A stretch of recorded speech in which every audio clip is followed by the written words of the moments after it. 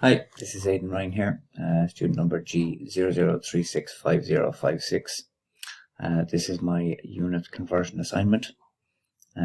So for this we had to create an application that will prompt user to select the units they want to convert, and a tool will convert the values they entered, and they can select from the menu until they decide to exit. So that's what I've designed. So to describe what's going on here, my globals here, I have two strings, a float, a char for my string to work, and an array set up in float. I try to keep it to the bare minimum, but these would have to be defined all over the place otherwise. So if I just define them up here, they're being used in several places, so it was just easier to define them globally and have it working that way. So going down along in my setup then, so we begin, and then while my char is not equal to x, so this is what allows me to exit the menu, and it also allows the menu to continue looping over and over unless the exit function is selected.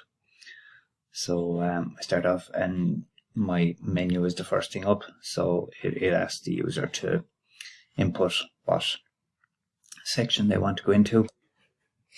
So the way that they select the sections is quite simple. I used a alphabetical order of A to F. I tried to get the letters to match what they would be putting into, but there was too much crossover between meters and miles or feet and Fahrenheit. You couldn't be using F for all of them. So yeah, it's the menu. The next section there is this is the exit function, and how it will operate for the exit. And then for the switch, then it reads the string 2, converts it to a char, and each case then is correspondent to the menu. So I just described the first case there. It's because they all follow the same layout really. It asks the user to enter an amount for meters in this case, and then it uses string 1, reads off string 1, and string 1 is in fact down below. It's converted to a float. It uses this string com, and this string com is actually used in every single case, so it's quite important.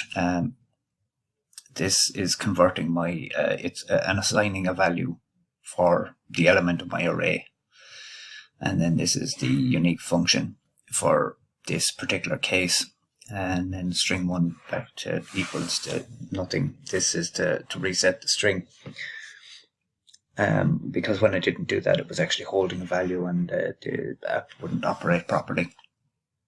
So yeah, that's each of them are fairly similar, but they're different in their own way. So this is string com that I talked about a minute ago. It's used in each one, and it simply reads string 1 and converts number 1 converts it to a float, which is assigned to number 1.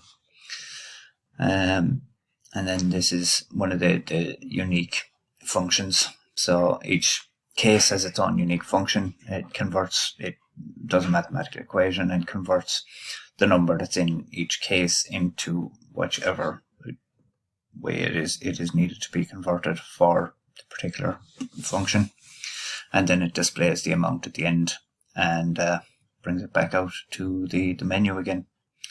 So yeah, they all have their own, so I'll show it in action.